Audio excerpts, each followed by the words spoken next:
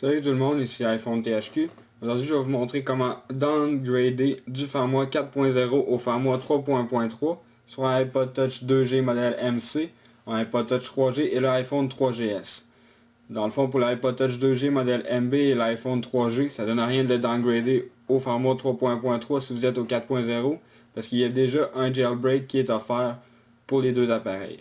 Puis pour l'iPod Touch 1G, ben dans le fond, il est trop vieux, donc il n'y a pas de disponibilité au firmware 4.0 et l'iPhone V1, c'est la même chose pour celui-là.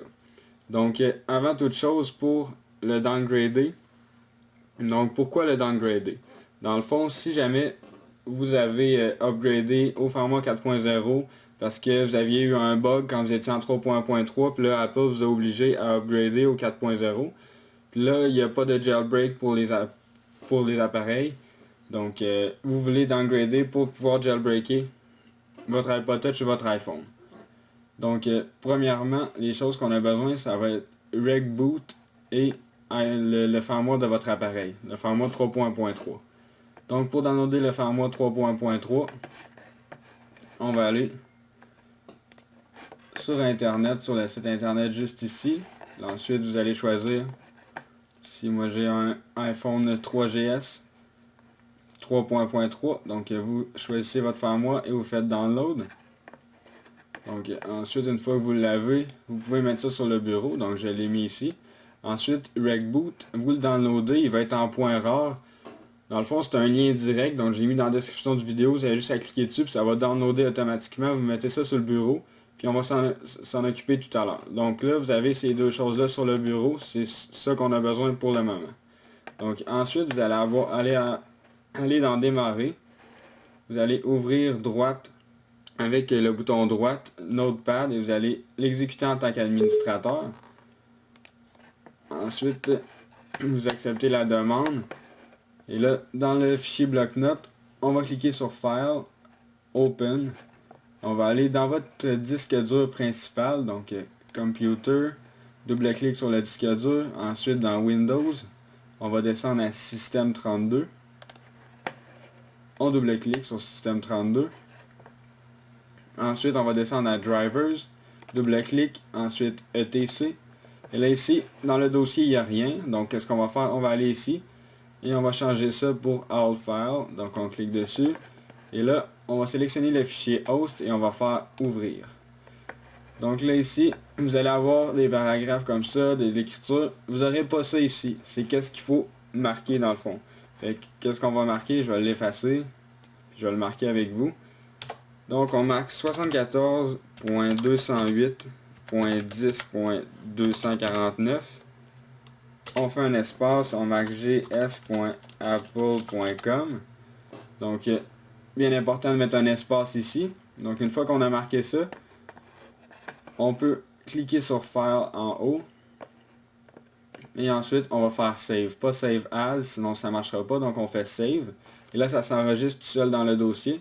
Ensuite, on peut cliquer sur X. Donc, une fois que c'est enregistré, on va ouvrir iTunes. Et ensuite, on va restaurer. Donc, pourquoi on a fait ça?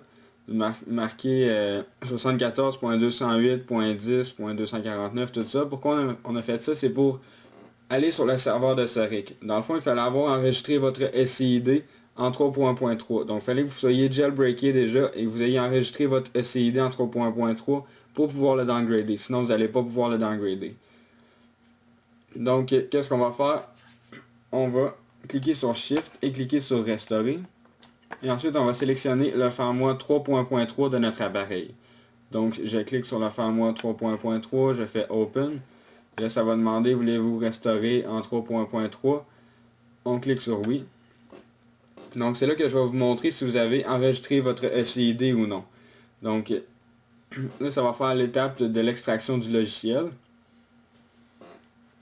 Ensuite, quand ça a fini de loader, ça va faire contact du serveur, non, vérification de la restauration de l'iPhone auprès d'Apple. Si ça bug pendant ce temps-là, ça veut dire que vous n'avez pas enregistré votre SCID.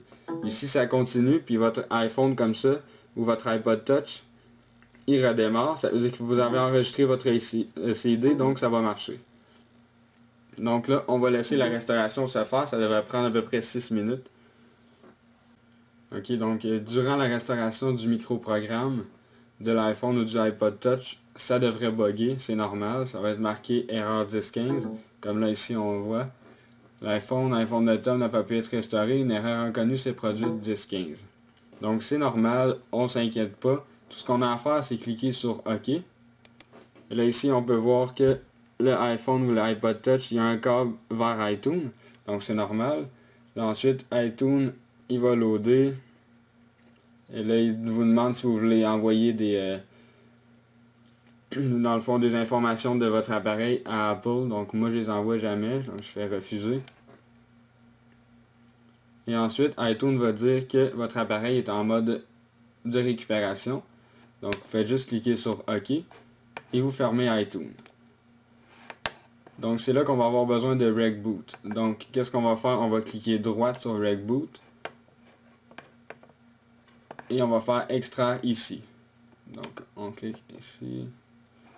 Donc ensuite vous allez avoir ici le dossier Reboot. Donc vous pouvez supprimer celui-là, ça va de choix. Moi je le supprime, on n'en a plus besoin.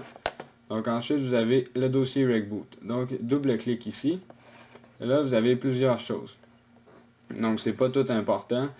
Tout ce qu'on a besoin c'est de ici Exit et du Setup ici. Donc qu'est-ce qu'on va faire? On va cliquer droite sur le Setup. On va aller dans les propriétés. On va faire Compatibility. On va faire Run this program in compatibility mode for. Donc on coche ça. Et on le fait rouler en tant que Windows XP. Service Pack 3. Donc on clique là. On fait Appli OK. Donc une fois que ça c'est fait, on peut double-clic sur le Setup. On accepte. Et ensuite, on fait juste installer l'application. Donc on accepte la licence, Next, Next, encore une fois Next, et on fait Install. Donc ça va installer, ça va prendre à peu près une trentaine de secondes.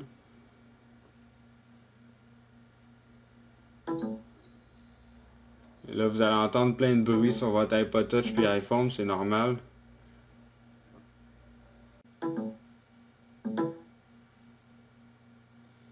Ok, donc une fois que c'est terminé, ce qu'on a à faire c'est Run Test Application. On clique sur Finish. Et là ici vous allez avoir une application qui apparaît. Ça on peut fermer ça si ça l'ouvre. Vous allez avoir l'application ici, TestLib USB qui est apparue. Donc qu'est-ce qu'on peut faire? On va cliquer sur Refresh. Et ensuite ça prend une seconde, ça refresh et on clique sur Exit. Ensuite, là votre iPod Touch ou iPhone est toujours en mode Recovery. Donc c'est normal. Tout ce qu'on a à faire, c'est double-clic ici sur Exit. Dans le fond, ça va juste sortir du mode de Recovery. Donc on double-clique là. Et ensuite, votre iPod Touch ou votre iPhone, il va redémarrer. Donc on peut voir la petite pomme. Donc on a terminé pour ça. On peut fermer ça ici. Et là ici, vous allez voir pour l'appel d'urgence. Ça c'est pour l'iPhone. Sur l'iPod Touch, ça ne fera pas ça. Donc on peut ouvrir iTunes.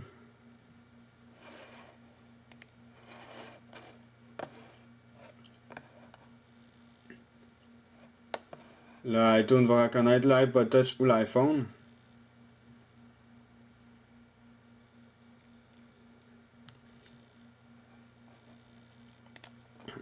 Et là, vous pouvez faire télécharger et mettre à jour les réglages. Ça prend 1-2 secondes.